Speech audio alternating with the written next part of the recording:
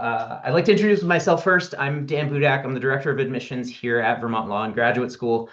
I'm coming up on my second anniversary, so in March it'll be 2 years here at Vermont Law and Graduate School, and then for about 11 years before that, I was in higher ed admissions and student affairs and all types of things leading up to that. So I'm coming up on like a 15-year window of being in higher ed. And I've seen a lot of things. I've seen a lot of applications. I've seen a lot of students come through the process. So I'm happy to share what expertise, if anything, I have. And then I'm going to hand it over to Katie. Katie, do a little more of an introduction. Hi, everybody. I'm Katie Merrill. I'm the Dean of Admissions here at Vermont Law. I have been here 13 years and understand the culture, our admissions process, and our students. So I have like a history of students that I've grown to love. And every cycle, I kind of I look for past alums, I look for current students. So I feel very fortunate and very privileged that I'm able to help people on this journey. I actually do a lot of work with the Law School Admissions Council, and I've been on several of their committees, including recruitment and our non-JD programs, which would be like our Masters of Legal Studies or our Masters Climate Environmental Policy, a Masters Arts Restorative Justice. So very active with Law School Admissions Council, and I really love what I do. And so I'm excited to do the tips and tricks because our goal here is to help you have a compelling application. So I think I'm going to pass to Ode Mathilde. Good evening. I actually came to Vermont Law and Graduate School as a student. I graduated in 2024 from a Master of Laws program, the LM in American Legal Studies. And I fell in love with Vermont and decided to stay here. And I'm now an admissions counselor. So you can definitely feel free to email me with any questions you have. And I'll pass it to Ellen. Hi, everyone. Good evening. Thank you for joining us. My name is Ellen Doobie. I am the Admissions Outreach and Events Coordinator here. I've been here for 2 years, but I've lived in Vermont for 20 years and definitely love our state. And I love welcoming you all to the state of Vermont and to our small town of South Royalton and into our online community at VLGS also. I handle all of our tours here on campus, so I would love to get you on our schedule if you want to come visit campus. So thanks for joining. I'm going to turn it back over to Dan. Awesome. Thanks, y'all. And we will monitor the chat, and we're also going to post a poll for you to uh, participate in, mainly around the questions that you have kind of coming into this meeting. So we'll do a quick little presentation, but you can obviously use the chat to ask additional questions. But this poll is really to gather information on what you're thinking about right now, in this moment, where are you in the thought process? And while I leave that up for a few minutes while we're getting rolling, we're going to have a quick presentation just to get things started, probably answer some of the questions that you have in mind, and then we will build from your additional questions to kind of round out the event. So yeah, I mean, I came into law school admissions from the graduate admissions space, and so I had a lot of questions about how it is different and what it looks like in the different communities, and there truly is a lot difference between undergrad admissions, graduate admissions, and law school admissions, and I think the biggest thing that carries through all of it is really putting together a full story. So in every application, what we're looking for is a full story. The way you get there and the way you get to us is to the application process, which really starts out in the research phase. Many of you have already done some research to get to us here at Vermont Law and Graduate School, to get to us on this event tonight. But I'm happy to kind of give some insight into what we found to be really helpful when it comes to research. Katie, do you want to kind of Yeah, hit the? I can take it from here, Dan. Yeah. I'll run the slides. You guys can see my screen, right? We got a thumbs up. Okay. So, what I want to talk to you about today is navigating the admissions process, as Dan said. Hold on here 1 second. I am trying to find. Okay. So, navigating the process, and Dan mentioned this a little bit.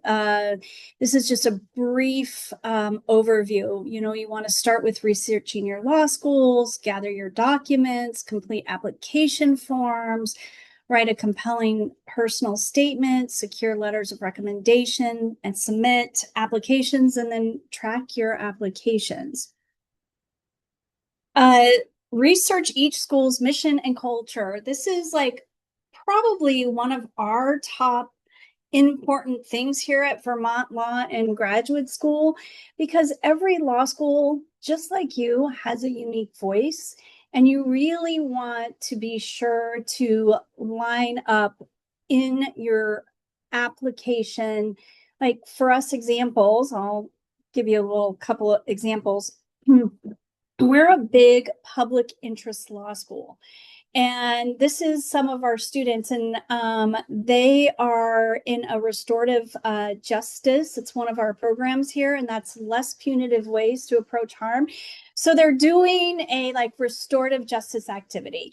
And so it's a little unique, something that you should research, but it kind of gives you an idea that we're like more than just a law school. And then each law school is more than just what you think they are. Other things here, big environmental law school. So this is our ecology class. So you see restorative justice. Now we're out in nature. We're nationally known for our environmental law program. So again, something to just keep in mind when you're researching schools. Energy. Huge energy law program. You can go very deep. And I just think this is funny. I thought it was quirky too, this picture, because, you know, they have the sun, wind power, solar power, and it just gives you another insight into who we are. I had to put this up because it was just such a cute picture. This is our animal law program. These were our graduates from last year from the animal law program.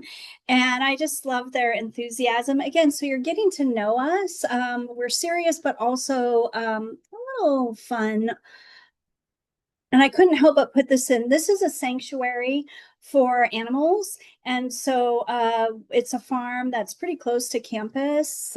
So now you kind of are getting a little bit of a feel for us. We're public interest, we're environmental, and then we also have a really small campus. So that's one thing when you guys are looking at law schools. Okay, so they're a small campus. Maybe you want to incorporate something in your personal statement. Oh, I love, you know, nature, rural areas. And that kind of just gives us an indication of you might be a perfect fit for us. So it's a little bit of our small rural campus. And then a shout out, because I know some of you might be online hybrid JDs. You guys can put that in the chat too. This is some of our students from our online program. They come over their 3.5 years. They come here twice, and this was their first residency. And I just wanted to give them a shout out. Well, there's that. So I hope you guys, oh, and this is one of our professors who teaches in the online program. And guess what, you guys? You know how he looks tall in this picture? He is tall. Like I couldn't believe, I was like, wow, Joe is very tall, or Professor Brennan. But again, kind of gives you an idea of who we are. All right. So we talked about research, very important to do, understand the school's mission. Now we want to talk about planning. Dan, do you want to talk a little bit about your thoughts on planning? Yeah, I I have seen people pull together different plans with different kind of runways in a million different ways. But for us, it is building your plan, building your expectations based on where you are in the moment. And so I have recently spoken to somebody who really just kind of started wrapping their heads around going to law school. And potentially fall of 2026 is still on the horizon, but then the plan may shift. The plan may change to fall of 2027. Other folks who are maybe in their second or third year of an undergraduate program, you have a different timeline. You have a different runway for you to find the best next steps for you. There are a million steps to take, and there's a lot of advice within that plan building that's really important. But I think being organized is really absolutely the biggest piece. You can do that through a spreadsheet. You can do that using some online free tools that are provided by uh, law school admissions council or other folks on the internet. And then creating time for the application is really, really key. So creating time, not just to sit in on a cozy little webinar put on by Vermont Law, but create some time for yourself to prepare for the LSAT or prepare time to do that research around the schools that you're interested in. For us, it it will come out a lot in a lot of ways, but you can see when someone has gone through the process very quickly when we start to read the application. And so spending the time to prepare is always going to be a really good way to approach things. Katie, do you have additional thoughts Yeah, on? I do. So I'm going to Yeah. take this just a little bit deeper. So Dan talked about building a timeline and then creating a spreadsheet because you want to create a timeline and build a spreadsheet of all the application materials you need, information about the law school, and then set time for, as he said, you want to give yourself space for the LSAT, for writing your personal statement. And don't worry, you still have time. You still have time. I know some people think, oh my gosh, am I late? You're not. You just want to be a little more precise in what you do these next couple months.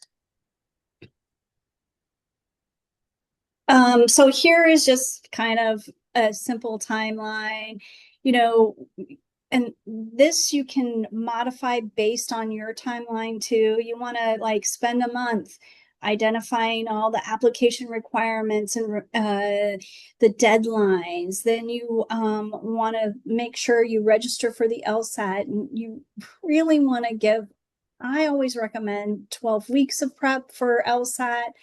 But that's something you need to put into your timeline. Then you want to gather your recommenders. Make sure you give them time. They need time to write you outstanding letters of recommendation. And then write and revise your personal statement. But see, this is individual. So this is just something like I threw out there, but really just sit down and take some time and think, okay, I'm going to take April LSAT, or I'm taking February LSAT. I'm going to do this here, and it will help you. Okay, so I actually didn't know that Law Hub has a little kind of, I made this today, like you want to like research your law schools. So of course I have Vermont Law here, and it kind of gives you an idea. You can create this spreadsheet how you want to create it. Dan, tell them what you told me earlier before uh, the webinar. Yeah. I'm the dean of admissions, so I'm usually like, rah, rah, rah, rah. But and then Dan's the softie of the group. And so he was saying, Dan, tell him what you were saying earlier about adding certain different categories to this. Yeah, I mean, this spreadsheet is all like numbers and data that you can get from like the 509 reports, which are a ABA requirement. And yes, these are factors that should affect your decision to go to a particular law school. But at the end of the day, you're a whole human, and the pieces that matter most to you are really important as well. And so that notes section is sort of like where you might end up capturing everything under the sun that really is important to you, or you just create a category that's really for you. For me, it would be, say you are um, say you're a hiker and you are looking at law schools and you want to be able to still get out and into nature and get into the wilderness while you're in law school. And so you want to add that category and say, can I get on a hike? And of course, Vermont Law and Graduate School, when you're in the program, the residential program, you can very easily get out for a hike very quickly. But then also, as you're looking at the online hybrid programs, there are a dozen or so, or 2 dozen or so online programs in the country. Look at the parameters that are really important to you, the format, the frequency of residencies or visits to campus, the number of live classes versus asynchronous classes. And so make sure you're putting your priorities as an individual into that as well. Thanks, Dan. So I'm going to pop over to the next slide, and I'm going to preface it as I go hop in here, because I'm talking about my computer removes it. I'm talking about LSAT and GRE. All right. But then I noticed as I was getting ready to slip in here, I said the LSAT and BRE exams. So this is an example of really proofreading your application, your personal statement, your addendums, anything you write to us in an email, because we take notice of that. I wish there was a BRE exam. It would be kind of fun. It could be something like books read exam, and then we could just write our favorite books, and then wouldn't that be great? All right, so LSAT GRE, please allow time for this. Some students will rush and take an exam. So we scholarship based on LSAT, GPA, and at Vermont Law, also your advocacy and mission if you're deep in public interest, such as that. But it's really take time. I'd rather have you take an April LSAT and be really prepared for it than rush and take an LSAT. So this is our SBA president. I wish she was here tonight. This is Kaya. And one thing I want to know, she's at one of our carols, but she's a planner. So she planned for her LSAT, planned where she was going to law school, and then, like, do you see in the background, this is her little reserve carol. She's got her whole schedule planned out. I don't know, you can kind of see the highlighted areas. So I love that. Time management and planning is a big aspect of law school, which is why when we see someone who has a well planned out application, gives us confidence that that's going to continue throughout your work here. All right, so jumping to personal statements, and this is where we get to know about you. And it's my personal favorite part of an application. And it's like, I want you to glow. I want you to glow in your, I want it to just shine. I want it's all your best things. But I want this, and every school is different. This is where, when you create your spreadsheet, I want it in 2 pages, double space, all these wonderful things about you. And I want it to be your unique story, and it all about just you. And what you may not think you're unique, but I assure you, you are unique. showcase your strengths, your goals. You just want one like real narrative, a little bit about you, why you want to go to law school, and then kind of have a little closing argument. And then again, proofread and edit thoroughly. Dan, I don't know if you have anything to add to this.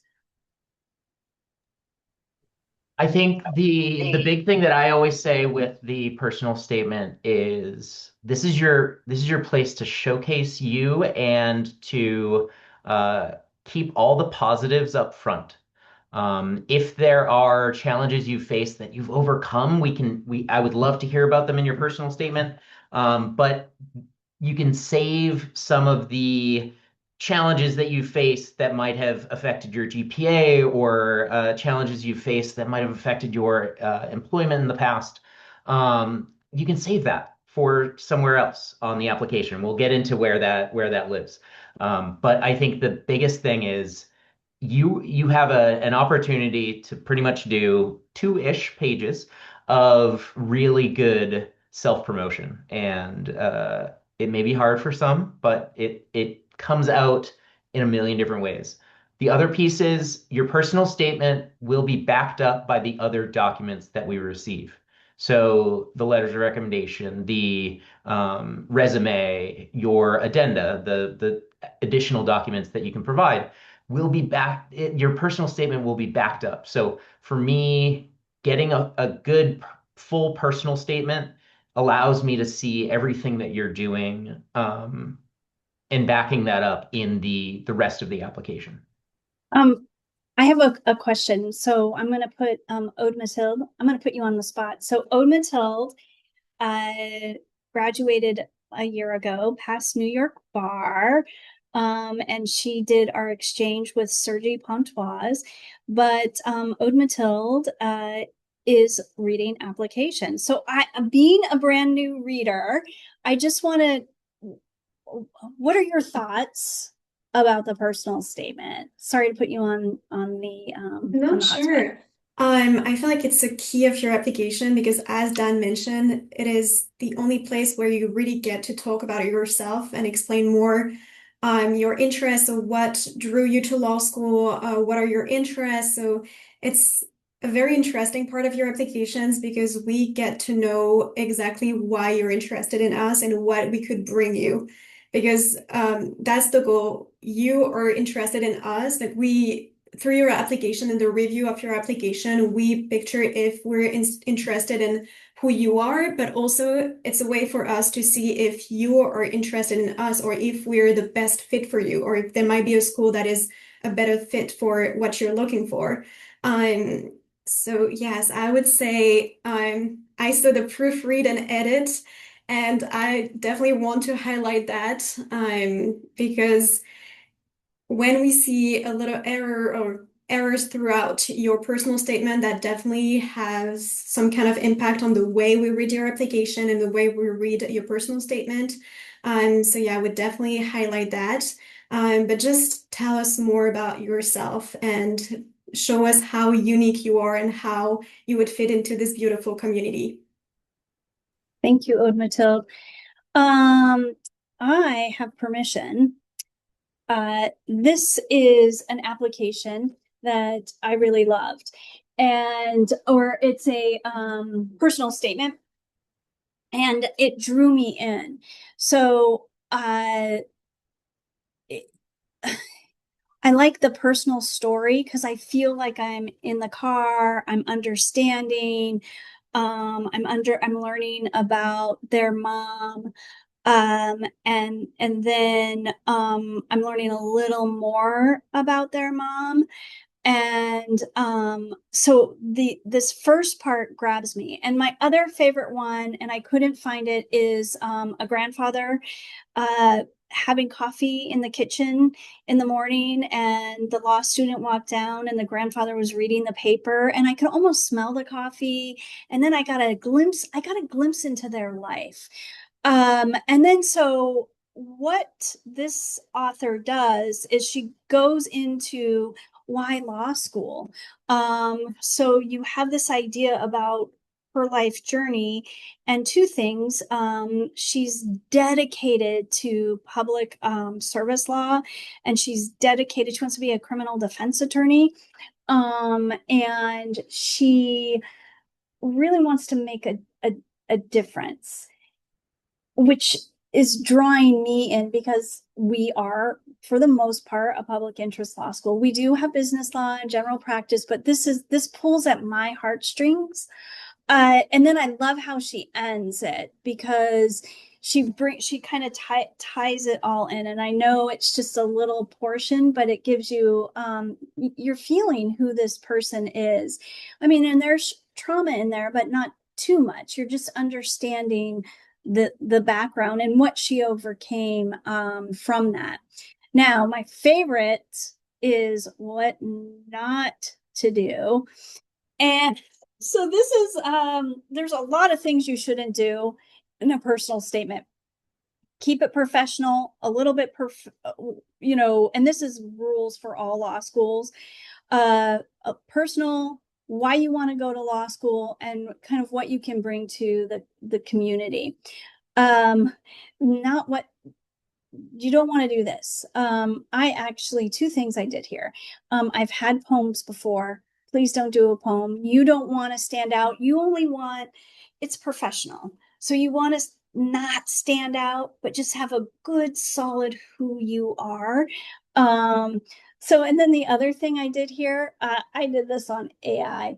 Don't do AI generated statements.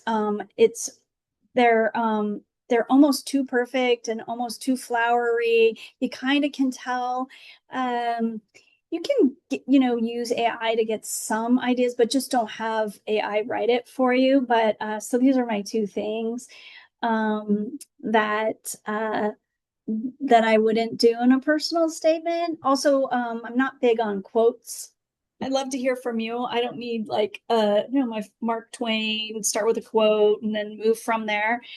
Yeah, the work that calls me. I thought that was pretty funny.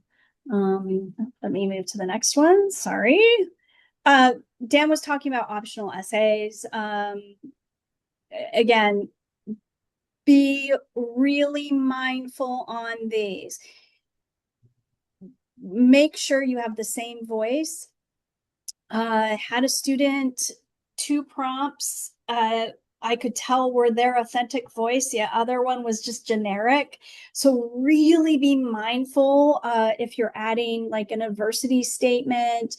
If you are wanting to tell us something that you couldn't tell us in your personal statement, we ask a question. It's an optional question. You do not have to answer it. Sometimes your personal statement's enough. Sometimes you don't need to answer the optional questions, but we have one about how would you contribute to our community, our motto, law for the community and the world.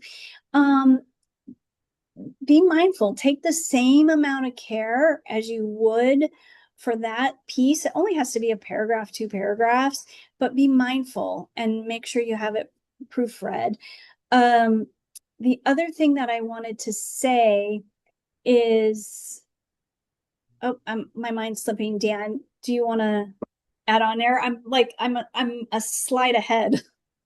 You're fine. I think the biggest thing that we see is people who have kind of generated a very standard personal statement, and they kind of sit on that, and we don't get to see where we play a role in your journey. Optional essays are often written by some of the students who are most in line with our mission and our program and the things that we value the most. And so really as a way of standing out, those optional essays are really key. For me, again, it's keeping things positive. It's keeping things, framing you in an incredibly positive light. It Right. may feel uncomfortable at times to kind of boost yourself up like that, but it really does make a difference. Um, and it, Uh, and Yeah, I Yeah. totally agree, Dan. I remember what I was saying. We have these small little prompts in our application, and Mm. they're like, is there anything else you want to tell us? And sometimes people will ramble in those. Be thoughtful. It could be one sentence. Just be thoughtful when you're writing in those. Like for our online hybrid students, we ask a question. Why are you considering an online program? It's an important question for us. But take time, and it's a short response, but still take the same amount of effort that you do in any optional essay or the personal statement. And on the lines of glowing, I know we had a snow day yesterday, so this is why we have our glowing fires. Um, Character and fitness. Guess what, you guys? If there's something that you are like, you can tell us, and it can be small. Character and fitness, and it's really if you were on academic probation at your undergrad institution, or let's say there's a you weren't on probation, but there's a semester you want to explain, add that addendum. It's simple, be clear, concise. It doesn't need to be long. And I'll be really honest. When I was in college, my dad passed away, and my second semester grades after he had passed away were terrible. And I would just simply say that. And I did for my grad program. I submitted an addendum. I wasn't put on academic probation, but there was a clear dip in my grades. But just make it be honest, simple. Don't have to go too in depth. It's just letting us know if you have maybe your LSAT's a little lower, you might want to acknowledge that. If you have like two highs and a low LSAT, you might want to acknowledge that. Anything that you're like, oh, are they going to wonder about this? And the character and fitness, I just want to be clear. We ask questions. Every law school has different questions. If we don't ask the question, you don't have to answer it. And we do not judge. It's what we're trying to do is just let you know that the bar is going to look at your character and fitness. So we do ask some questions, but don't worry, don't fret. If you feel like you're fretting, make an appointment with one of us. We'll talk you down. So please don't worry about it. It's just about being honest, upfront, ethical, and letting us know. And that's really what the bar wants to know. All right. Our next thing is seeking feedback. So you are, you're talking to alumni, you're talking to us. You talk to your family. I know it's just like the holidays. So this is my family. So if I'm doing anything, my mom was the oldest of six. So this is just a portion of my family, but I incorporate them in my decisions. I have them read my statements, things along those lines. Your mentors, your pre-law advisors, your writing, someone at work that you feel very close to. This is Shirley Jefferson. She is one of my mentors. So I wanted to give her a shout out while we were here. And she's our vice president for community engagement, a powerhouse. She marched with Dr. King, and I'm lucky to have her in my life. So she looks at some of my projects at work, or I bounce things off. So again, seek feedback. And then the big thing is outside the circle. Go to someone who doesn't know you. This is the best thing you can do, and say hi, or knows you kind of, like a friend of a friend. And you say, could you read my personal statement? Because remember, I'm outside your circle. And then they can tell you like, oh, this was great, this is perfect. And because sometimes I think people worry that they brag too much, or they might have too much personal information. There is that fine line. So that's kind of what you want to do as far as seeking feedback. And proofreading, uh, along those lines. Dan, you want to take law school resume? Yes, I think and kind of continuing on the idea, Katie, of the resources and the folks who can help you with this process. Um, a lot of students apply as they are finishing up their undergraduate experience, and then many and a growing number of students are spending 3, 5, 10, 15, 25 years out in the world, and they're coming back to their law school admissions application much later. Many institutions, many colleges and universities still provide the career services department is available for support whether you haven't graduated or you graduated 15 years ago. And so reaching to career services for guidance on your resume is really, really crucial. Um, Additionally, if you're in a professional setting, having some folks who read resumes as part of the hiring process. Those folks can be really helpful in providing you feedback if you haven't updated your resume recently, or you're thinking about what to really highlight. The biggest piece for us is in your resume, highlight those things that you have accomplished, those things that you have achieved in your time, whether that be 4 years of undergraduate experience with internships or summer jobs, or even, for us, it's, if you've worked 40 hours a week while doing your undergraduate program, make sure that's reflected in your resume so that we can see that you were carrying that load while you were also doing your undergrad experience. You know what And I then, love? Oh, sorry, yeah, Dan. yeah, yeah.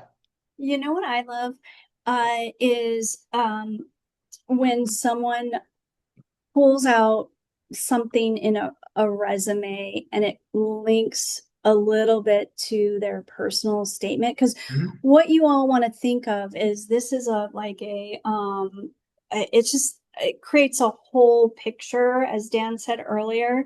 So your resume, you don't want to repeat it in your personal statement, but it's there to kind of enhance, oh, you worked during undergrad, or if you're online hybrid, your work journey now.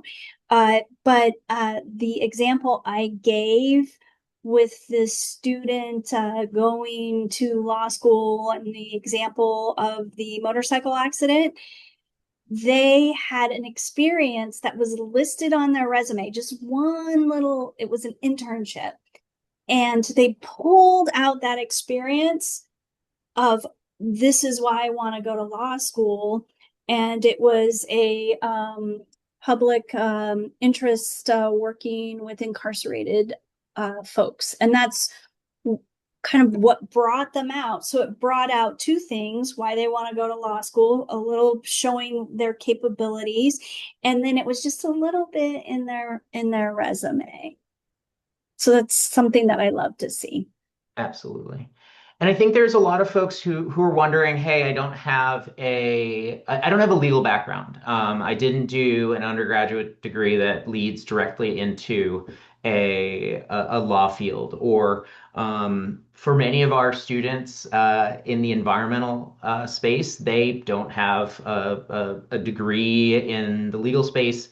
They may have done more scientific research while they were in undergrad than they would do internships with judges and stuff like that. So when you put your application together, or when you put your resume together, make sure you're highlighting the things that kind of bring your skills forward. Have you managed a team of people? Have you worked with large groups of people? The things that make you really good as an attorney can and should show up in your application. If you've been a leader within a college or university club or organization, highlight that, because we know that that's you with a full academic schedule, also carrying that type of type of responsibility. If you volunteer and if you are involved in your community, make sure that's reflected in your resume. You don't have to spell out every single thing that you've ever accomplished. Please don't try. And then really focus on the things that are really going to highlight and create a linear story about your path. Those are really big things for me. If you mention something in your personal statement, and this is kind of the opposite, if you mention some in your personal statement and then it doesn't seem to be reflected in your resume, that's where we have questions. And that might be where you would want to include an addendum. If you can read your application all the way through and say, these people will not have any questions about, my ability to succeed in law school, then you feel really great. If there are ever points where you're like, okay, maybe I missed a detail, maybe I want to explain this a little bit further, that's where changing your personal statement or adding an addendum is really your best bet. Yeah, again, that goes along with, you know your law school. Mhm. And so you can, a lot of times people with their personal statements, you can like use it for other law schools. You just tweak it a little bit here and there. And then like if you're applying to a law school that may be more corporate, you want to kind of be a little more corporate and keep that voice going. So that was a really good point. All right. I love letters of recommendation. Okay, so you tell us about you, and then we know like your work history, we know like your transcripts and your grades and things like this. This is an outside point of view. Um, I love reading letters of recommendation. Sometimes they gave me an insight to you that you might not even know that they gave me. And a lot of times they'll talk about your performance in class, projects that you worked on. Um, are you engaged in class? And then sometimes they'll tell me a little bit like maybe you overcame something. Maybe you had a B in your midterm and you brought up your grade. Maybe you're working two jobs, and I'll see it in your resume. And you might not have that in your personal statement, but they might be, they worked really hard in law school or in, well, law school. Good. I hope that comes true for all of you. They worked really hard in undergrad and they got these great grades and they worked two jobs and, they were responsible for their family at home, things like that. um I love that outside voice, and then I can see how you are part of another community. For those of you who are, if you're close to undergrad, I love two letters of recommendation. Again, going back, every school's different on how many they accept. I love two letters from profs. The closer you are to undergrad, the farther you are, you're going to have professional letters, people that you've worked with. Um, I think it's important to coach them. I'm pretty forgiving on them because they've never written a letter typically for a law school application. So you might want to have them showcase projects you've worked on, how you interact in the community, and how you are a valued thought partner, things like that. So it will help them, and it's okay to coach these people. When I write a letter of recommendation, I never mind if someone coaches me. They'll like, this is the program I'm applying for, this is why I'm interested in it. Can you write me a glowing letter of recommendation? And if you see that smile, and ask them in person, if you see, or via online, hey, do you have a minute to grab a coffee? And if they're smiling, then you're like, yeah, that's my recommender, because that's super important, is making sure that you have strong recommenders. Okay, more slides, because I want to get to your questions. This is like just people outside chatting. Had to throw in the Vermont Law School sweatshirt. I have one of these, so it's comfy. Oh, final tips. Review all your materials. All right. And I'm sorry I had my typo, and I am forgiving on typos, but just make sure you review all your application materials. And the one thing uh, for EAPS, for law school applications, the way that LSAC puts them together, it's one big PDF that we scroll through. Please, please, please, I don't care what font, but keep everything consistent. It's just a personal pet peeve, drives me crazy when someone has this font for the personal statement, this font for the law school app, the resume, this font for their character and fitness. Just try and keep them very consistent, because we read hundreds of applications and it just is so helpful when you're scrolling through there. Again, talked about consistent tone, messaging, branding, and then you can just, change it a little bit, and bring your best self. So I met with this student, and I just want you all to know that I already think you're your best self. You came here today. I had a student ask me, like, I'm just an average person. And I said, no, you're not. Just tell me a little bit about you. And her parents were both teachers. And I know someone's out there who has a parent who's a teacher. Uh, you are unique, and it doesn't have to be like you're a superhero saving the world. It could be that, in the morning, you first thing you do is meditate, and right then, like, I know a little bit about you, and that maybe you are dedicated to your cat and creating this environment for you. Like, I love that. I actually love that. So just know that you are unique. You do not need to be a superhero. You just need to be you. And then I love our question. How will you contribute to our mission for law for the community and the world? Community is super important for us.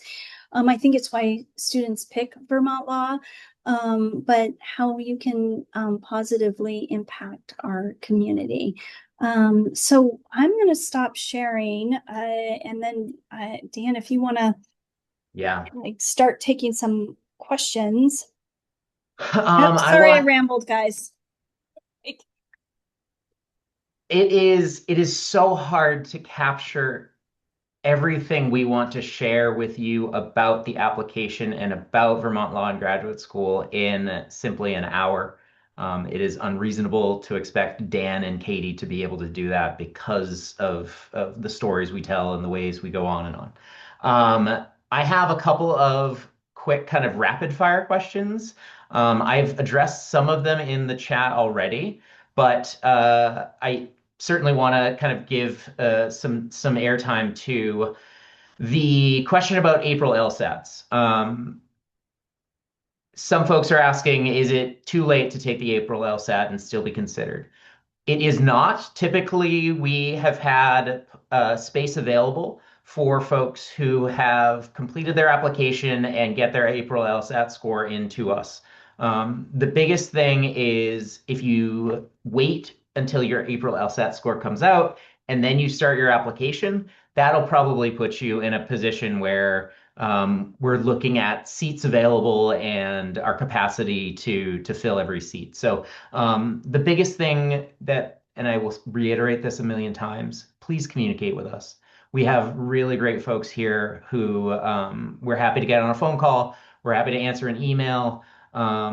And you're not seeing the entire admissions team right now, but we try and be as available as possible so that you're not dealing with the mysteries of the application process. We're happy to be a resource. Katie, Yes. Go ahead. Oh, I was just going to say, I was going to piggyback on that April LSAT. So I think we have January, February, and then there's a little lag until April. I'd rather see you ready with a good score. I'm really being honest because your LSAT is super important. And that just makes you more marketable to more schools and increases your chances for scholarship. Hmm. Um, were you going to ask me about the other Katie question? The Not Katie? yet, but Oh, I okay. do. What are your thoughts on Reddit, Katie? Oh, so Reddit. Okay. Um, I wouldn't, Reddit is like good for some things. But as the law schools, we're like open and transparent. And I feel that it's a better source is going to law schools and talking to admissions counselors. I think we all feel like that. And well, sometimes Reddit has good points, sometimes it doesn't have good points. But if like then maybe you have a concern on Reddit, it might be good to like ask us point blank. Like Yeah. and because we'll give you authentic and true answers. Any law school will. Yeah. But I Uh, would do a combination of research. I I personally I've noted to a couple of folks recently, the only people who aren't active on Reddit are law school admissions professionals. And so all the information you're seeing about how decisions are made and what schools are looking for and all of that, don't trust the people who are posting it because they might have worked at your law school or your potential law school 20 years ago, and that's that they're reflecting old perspectives, or they got into law school 4 years ago when the job market was totally different. So there was a bunch of different factors, right? Everything that happened before COVID, is sort of like what was the world right before COVID? There's trying, it's hard to remember all of those pieces. So for me, it is if you read something on Reddit, if you are going to use it with a grain of salt and verify any information with the school, with a school. And then I'm big on access. Katie and I, our whole team is big on access to law school in general. So if you're asking a question that could be applied to other law schools as well, we're going to answer it as best we can for the general application process, not just for what we do here at Vermont Law and Graduate School. So we're happy to be a resource as you're making your way through the process. And pre-law advisors are great resources too. And then you might feel like you're more in a neutral space if you're talking to a pre-law advisor. And again, you can contact the pre-law advisor at your alma mater, even if it's been 25 years. So please ask, ask people. Mhm. Question about transcripts. Do students need to wait until they have completed their degree to send in transcripts? If you are graduating this year, you can apply with your transcript. Let's see, you're probably taking exams. You may want to apply in January once your grades are released. That just gives us another, semester of your grades. If, let's say, you need that semester of good grades, but a lot of our graduating seniors apply and I don't have their senior grades. If I'm like, I'll maybe put you on hold until I see another semester of grades, but you can go ahead and apply.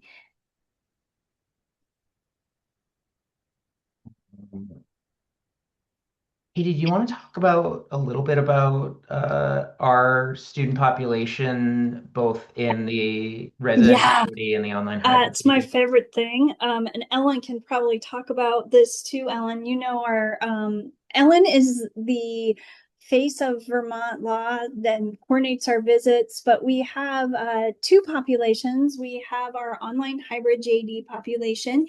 Their average age is 35.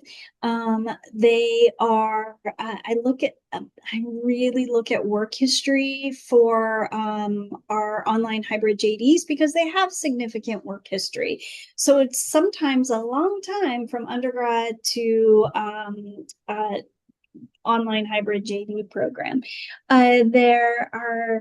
We are, I think, 35% students of color. I think that's right. And have heavily women, like 60% women, and a strong LGBTQ community, and a strong military community. We're military friendly.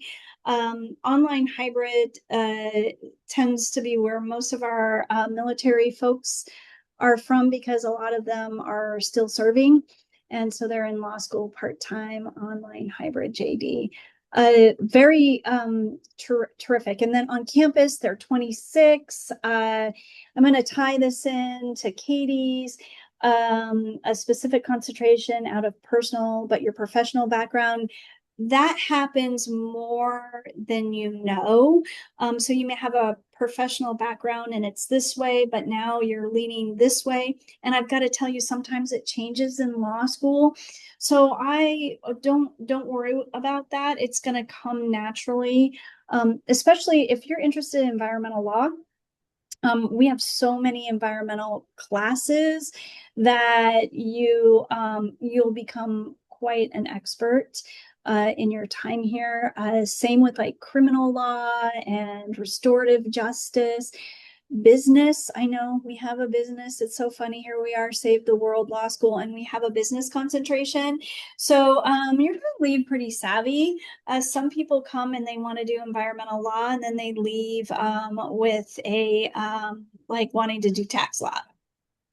No, it's all varies. One thing about like that combines our students, advocacy. They are advocates and love their communities. That's one thing across the board. Yes, I love talking about the students. Sadly, we're at 7 o'clock, and I want to be attentive to the wrap up time for today. And as Katie and I mentioned, just reach out to us. We're happy to be there for you. Can I say one more thing? Sorry, Yeah. guys. I know we have to leave. LSAT medians. All right. So our median for online hybrids a 152, 154, I think, for residential. However, that's just the middle. And we look at you holistically. So if let's say you have a lower LSAT score, email one of us. We can help strategize like your next steps, like the best approach, things along those lines. And I know that question came from Marilyn Evans. So Marilyn, my mom is Marilyn Evans. So I was going to say that earlier. So you made me smile. And I just wanted to tell you that and make mention of my mom. Awesome. Thank you, Katie. This is always, you can tell how passionate we are about this work and how excited we are about connecting with each and every one of you. Going forward, we have webinars every other week for the most part.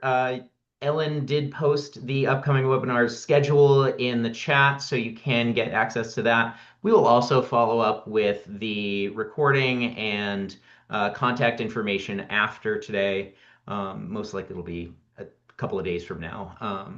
And as we move forward with the application process, if you have a question, touch base with us. That's your best bet.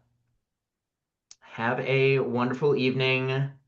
We're going to go out into a lovely snowy Vermont evening. So it really does look like this in Vermont right now. Right? it was It's well like scheduled. so quintessential. And our residential students are from Florida and Texas are a little cold. But they'll come to love it. Ellen, is there anything that you wanted to say? Yeah, thank you so much for joining us. I did put the upcoming webinar link in the chat. Two that we have coming up that we'd love to just highlight. We have a lecture on the current landscape of environmental justice with Professor Lindy von Mutis, Wednesday, December 17th. And then we also have a flexible JD programs webinar coming up on Tuesday, December 30th, and we'll have students on that webinar. We'll be doing a breakout session in that too, so definitely one that you might want to highlight for that. I know it's a busy time of year, but might be a good time to connect with some of our current students. So thank you all for joining us.